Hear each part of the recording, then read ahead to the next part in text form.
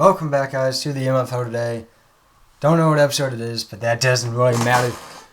We just finished up week 5, or as much as we could of week 5. We're heading into week 6. We're going to talk about week 5, talk about week 6, and finally look at the playoff picture because I feel like we finally have a good sense, mainly because teams have played, I think everyone has played at least half their schedule now. So, yes, everyone has played at least half their schedule now. We just have 2 more games that we have to make up, and then we will be on target for week 7 and 8. But so going to week number 5, the biggest game was the Costington upset of Springfield, 35-24. I was shocked by that.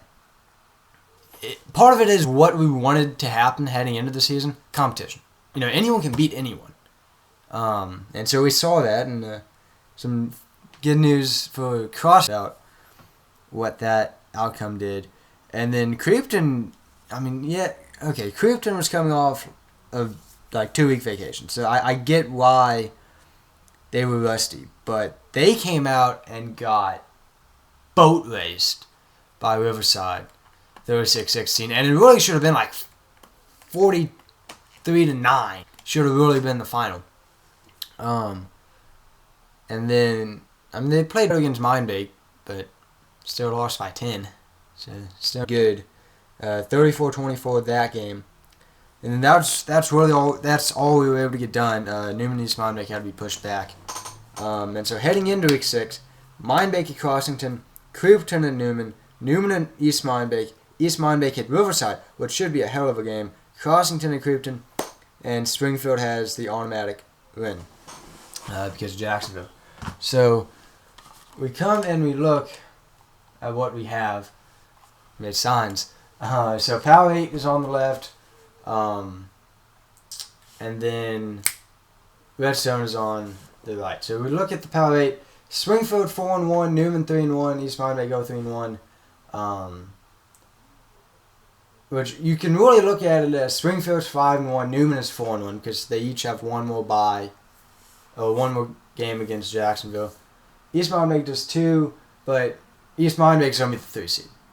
East Mindbake will be the 3 seed, and either Springfield or Newman will be the 4th seed.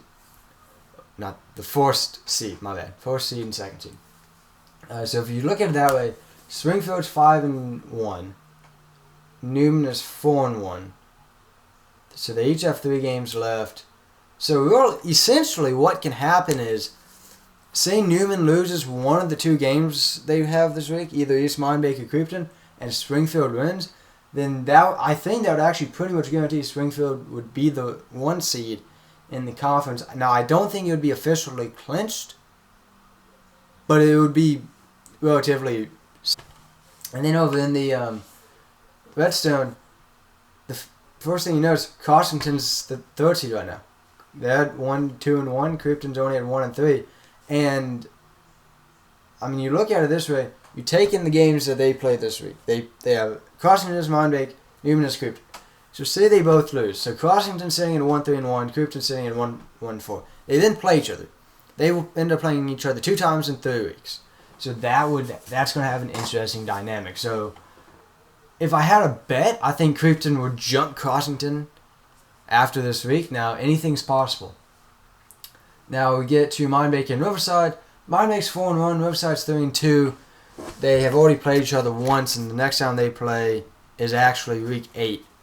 But in the meantime, Riverside could beat East Mindbake, but Riverside also has Crossington. So, I mean, it's not out of the picture that when they play in week 8, it could very well be Riverside has a chance, but if Mindbake continues to win, Riverside loses one more, then Mindbake will clinch the 1 seed, but really no surprise there. Mindbake should be the 1 seed. And then, that's pretty much the way it is here in the Redstone. You have the battle for 3rd, you have the battle for 1st. But yeah, no, we were all very interested in that aspect, or in the prospect of Creepton actually missing the playoffs. So guys, that's pretty much it. Just talking about The games this week: Mindbaker Crossington. It's Mindbaker Crossington. Crypton and Newman. Historically should be a great one, but with the way the two teams are playing this year, could go bad very fast, and Newman might actually win that game, but I wouldn't be surprised if Crypton still comes out and wins. Newman and East Mindbake. It's Newman and East Mindbake. East Mindbake at Riverside should be the game of the week, because I feel like that's one of the most, how do I say this, one of the best evenly matched games we have had this season. I think ultimately Riverside will win just because they're having a great season, but I wouldn't be surprised if East Mindbake wins that one. Crossington at Crypton. It's Crypton. It's still Crypton at home. I just feel like they're going to turn it around. I just feel like Crypton's going to turn it around. I think they might lose to Newman this week, but I feel like they could then win out and end up at 4-4. Crypton's going to be 4-4 or 5-3. You heard it here first. Crypton is going to bounce back.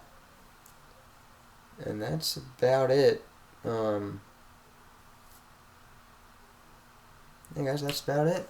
Again, just quick, getting you guys the stuff out. Now, if you're watching this, it's not preparing because it's not going to be more than 10 minutes. It'll just be a regular upload.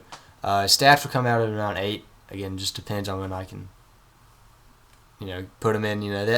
That's honestly my least favorite of the jobs is actually putting the stats in. I love going through and calculating them, but once I share them with the rest of the league, I really don't have to go put it in the spreadsheet, but it's not hard. So you guys should see the stats around 8 o'clock on the Instagram. But other than that, guys, we'll see you in week number 6. If I had a bet, first game would probably be Crypton at Newman, and that would probably be Saturday night, if not Sunday.